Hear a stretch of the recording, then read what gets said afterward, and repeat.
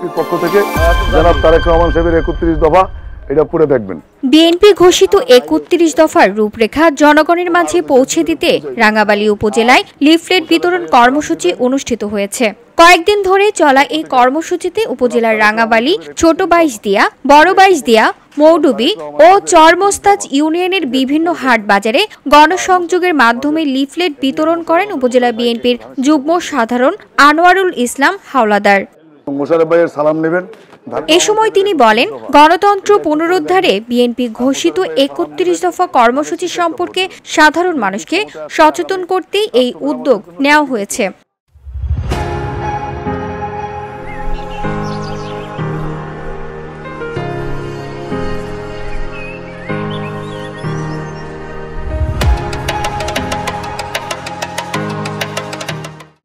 আমরা মানুষের দাঁড়ে দাঁড়িয়ে গিয়ে জনাব তারেক রহমান ঘোষিত ৩১ দফা তুলে ধরেছি ও আমাদের এই আসনের নেতা জননেতা ABM মোশাররফ হোসেন মোশাররফ ভাইয়ের পক্ষে ধানের শীষে ভোট প্রার্থনা করছি। জনাব তারেক রহমান সাহেবের ৩১ দফা। আমি আশা করি এই এলাকার মানুষ গণতন্ত্র ও উন্নয়নের সাথে ধানের শীষে ভোট দিয়ে ABM মোশাররফ হোসেন মোশাররফ ভাইকে জয়যুক্ত করবে ইনশাআল্লাহ।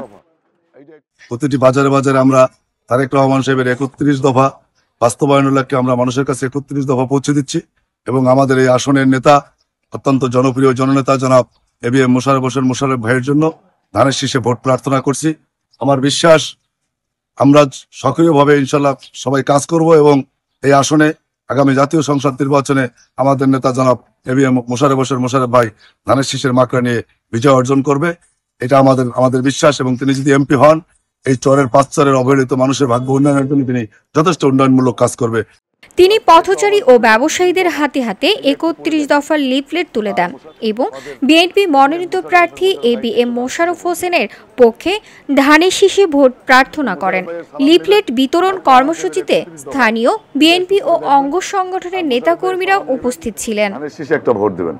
বিএনপি ক্ষমতা VOD বাংলা নিউজ ডেস্ক। কি করবে এটা একটু পরে দেখবেন যে